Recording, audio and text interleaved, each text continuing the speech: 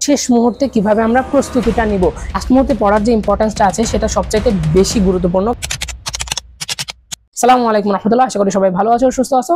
ঈদের পরে আমাদের ইউনিভার্সিটি অ্যাডমিশন টেস্ট এখনো অনেক কয়েকটা বাকি, এবং কোন কোনগুলো বাকি এবং সেগুলোতে চান্স পাওয়ার জন্য আমরা কোন কোন পদক্ষেপগুলো নিতে পারি, কিভাবে পড়াশোনা করতে হবে, সেগুলো নিয়ে আজকের ভিডিওতে ডিটেলসে আলোচনা করা হবে।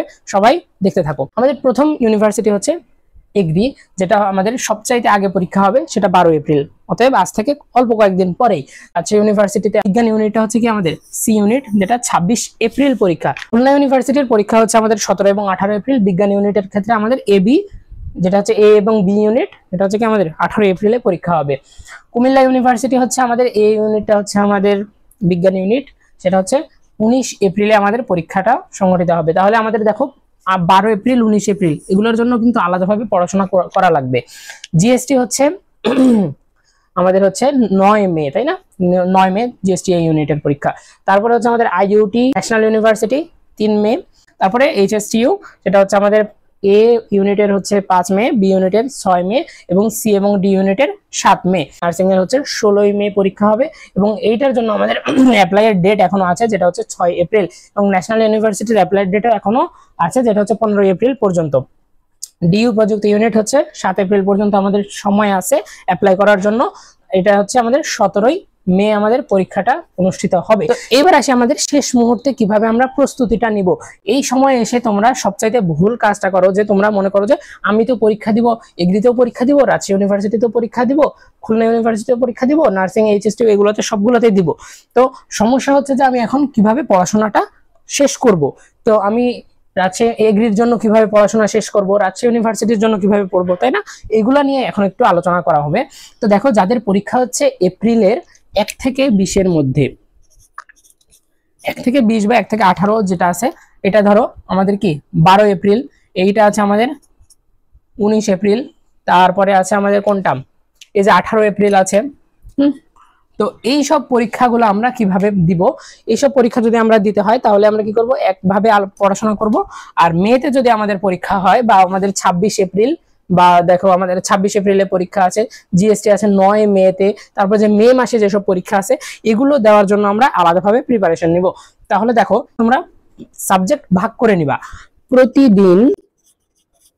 প্রতিদিন একটা সাবজেক্টের একটা পেপার শেষ করবা, বুঝতে পারছো?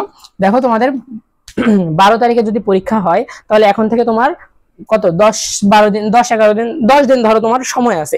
10 দিনের মধ্যে তোমাদের কি করতে হবে, সবগুলো একবার করে শেষ করতে হবে। এখন যদি তুমি জগা খিচুড়ি পাকাও, যে তুমি প্রথম দিন পড়লা ফিজিক্সের 5টা অধ্যায়, এর সাথে তুমি বায়োলজির প্রথম 2-3টা অধ্যায় পড়লা, কেমিস্ট্রি এর 3-4টা অধ্যায় পড়লা, এইভাবে যদি পড়ো, তোমার মাথার মধ্যে একেবারে জগা খিচুড়ি পেকে যাবে, একেবারে তুমি সবকিছু ভুলে যাবে, একেবারে কিছুই মনে থাকবে না এই টাইমে যদি এইভাবে পড়াশোনা শুরু করো। তো এভাবে কি করতে হবে, একটা সাবজেক্ট ধরবা, ওই সাবজেক্ট শেষ করবা, দেন নেক্সট সাবজেক্টে যাবা। তো প্রথমে ধরো সাবজেক্ট তুমি ফিজিক্স দিয়ে শুরু করলা, ফিজিক্সের একটা পেপার, মানে ফার্স্ট পেপার তুমি একদিনে শেষ করবা, সেকেন্ড পেপার আরেকদিনে। এভাবে 4-5টা সাবজেক্ট যদি থাকে তাহলে 4টা সাবজেক্ট, তাই না? 4টা সাবজেক্টে তোমার 8 দিনে শেষ হয়ে যাচ্ছে। বাকি 2 দিন কি করবা, বাকি 2 দিন শুধুমাত্র এগুলো শর্ট নোট আছে, এগুলো শুধুমাত্র উল্টাবা। লাস্ট মুহূর্তে পড়ার যে ইম্পর্টেন্সটা আছে সেটা সবচাইতে বেশি গুরুত্বপূর্ণ, কেননা লাস্ট মুহূর্তে যদি তুমি এসে কোনো একটা সাবজেক্ট তুমি পড়ে আসছো 3-4 মাস, 5-6 মাস ধরে তুমি একটা সাবজেক্ট পড়ছো, লাস্টে পরীক্ষার আগে যদি তুমি 2 মাস না পড়ো, তাহলে দেখবে যে সবকিছু ভুলে যাচ্ছ। তো এই জিনিসটা হতে দেওয়া যাবে না। তো তার জন্য পরীক্ষার আগ দিয়ে এই যে 10 দিন যদি তুমি টাইম পাও, 12 এপ্রিলের আগে 10 দিনই তোমার ভালোভাবে পড়াশোনা করা লাগবে। এই 10 দিন কিভাবে পড়বা, তাহলে প্রতিদিন একটা সাবজেক্টের একটা পেপার শেষ করবা, তারপরে কি ওই সাবজেক্টের পরের পেপারটা তারপরের দিন শেষ করবে, এরকম 2 দিনে একটা সাবজেক্ট শেষ করে দিবা। এবং কিভাবে পড়বা সেটা একটু বলি। প্রথমে তুমি কি করবা, শর্ট নোট, আমি তোমাদের আগে থেকে বলে আসতেছি কিভাবে পড়াশোনা করা লাগবে, সেটা আবার বলতেছি। শর্ট নোট এই জিনিসটা অবশ্যই তোমার বানানো আছে, আমি আশা করতেছি শর্ট নোট বানানো আছে। শর্ট নোট পড়বা। শর্ট নোট কি, শর্ট নোট হচ্ছে তোমাদের ধরো ফিজিক্স পড়তেছো, ফিজিক্সের অধ্যায় একটা আছে চলতরিতে তোমার সবগুলা সূত্র তোমার কাছে 2-3 পেজ বা 4-5 পেজের মধ্যে সবগুলা ইম্পর্টেন্ট প্রশ্ন, মানে তোমার সূত্রগুলো আছে তোমার কাছে, সেগুলা একটু কিভাবে আসে, বা হচ্ছে যেগুলো এমসিকিউ যেগুলো আছে সেগুলো একটু তোমার কাছে তোলা আছে, সবচেয়ে বেশি ইম্পর্টেন্ট যেগুলা। তো এইগুলাকে বলি আমি শর্ট নোট। শর্ট নোটের পরে তুমি কি করবা, তুমি হচ্ছে কি প্রিভিয়াস ইয়ারের কোশ্চেন দেখবা, তো এইখানে হচ্ছে প্রিভিয়াস ইয়ারের কোশ্চেন। এখানে আছে একটা বইও আছে, বইটা হচ্ছে কি কি দেখবা সেটা হচ্ছে কেমিস্ট্রি আর বায়ো এর ক্ষেত্রে শুধুমাত্র বুক, বুঝতে পারছো? এই মাঝখানে বই লাগাবা শুধুমাত্র কেমিস্ট্রি এবং বায়োর ক্ষেত্রে, সেগুলো কি শুধুমাত্র চোখ বুলাই যাবা, ইম্পর্টেন্ট লাইনগুলো পড়ে যাবা। তাহলে আশা করি বুঝতে পারছো প্রিভিয়াস ইয়ারের কোশ্চেন। তারপরে হচ্ছে প্রিভিয়াস ইয়ারের কোশ্চেন শেষ করলাম, তারপরে হচ্ছে আমাদের এই প্রিভিয়াস ইয়ারের কোশ্চেন সলভ করতে গিয়ে তোমার কিছু শর্টকাট পাবা। শর্টকাট পাবা, প্লাস এখানে কিছু হ্যান্ড ক্যালকুলেশনের ব্যাপার আছে। এই হ্যান্ড ক্যালকুলেশন গুলো তোমরা দেখে নিবে। হ্যান্ড ক্যালকুলেশনের 2টা ভিডিও দেওয়া হয়েছে, তোমরা সেগুলো দেখে নিতে পারো, ডেসক্রিপশন বক্সের লিংক দেওয়া থাকবে। তাহলে দেখো হ্যান্ড ক্যালকুলেশন। এইবার আসে আরেকটা পয়েন্ট, এইটা হচ্ছে কিভাবে শেষ করবা। হ্যাঁ, এটা একটা চ্যাপ্টার কিভাবে শেষ করবা সেটা সুন্দরভাবে এখানে দিয়ে দিলাম। তারপরে কথা হচ্ছে যে প্রিভিয়াস মিস্টেক কি ভাইয়া? প্রিভিয়াস মিস্টেক হচ্ছে যে তুমি এর আগে তো কিছু না কিছু পরীক্ষা দিছো না, এর আগে অনেক কয়েকটা পরীক্ষা হলো অনেক কয়েকটা ইউনিভার্সিটির, সেই পরীক্ষাগুলোতে তুমি কোন কোন মিস্টেক গুলা করছো সেগুলো একটা খাতায় লিখে ফেলো, এবং এই মিস্টেক গুলা তুমি হচ্ছে এগুলা শুধরানোর চেষ্টা করো এই কয়েকদিনে। এটা শুধরানোর চেষ্টা করো যতটা সম্ভব হয়। তোমার এর মধ্যে বেশিরভাগ মিস্টেক যা থাকবে সেটা হচ্ছে টাইম ম্যানেজমেন্ট, তারপরে হচ্ছে মেন্টাল, যেটা বলি আমরা হচ্ছে মাথা ব্ল্যাঙ্ক হয়ে যাওয়া, এটাই বলি ব্ল্যাঙ্ক, মেমোরি ব্ল্যাঙ্ক হয়ে যায়, এই জিনিসটা হচ্ছে করা যাবে না। টাইম ম্যানেজমেন্ট যেটা হচ্ছে তুমি পরীক্ষার হলে একটুও মানে সেটা করা খুবই টাফ, কারণ 1 ঘন্টার মধ্যে তোমার 100টা তোমার এমসিকিউ দাগাইতে হয়, তার মধ্যে আবার আছে ফিজিক্স ম্যাথ কেমিস্ট্রি সবকিছু আছে। বায়োলজিটা হচ্ছে করা যায়, বাট ম্যাথ আর ফিজিক্সে একেবারে কি আমরা ধরা খেয়ে যাই।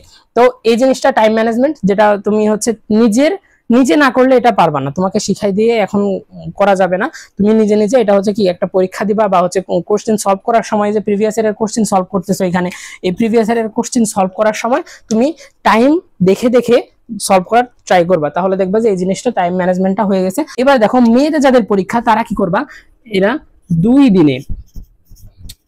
দিনে এক সাবজেক্টের এক পেপার এন্ড বাকিগুলা সব সেম।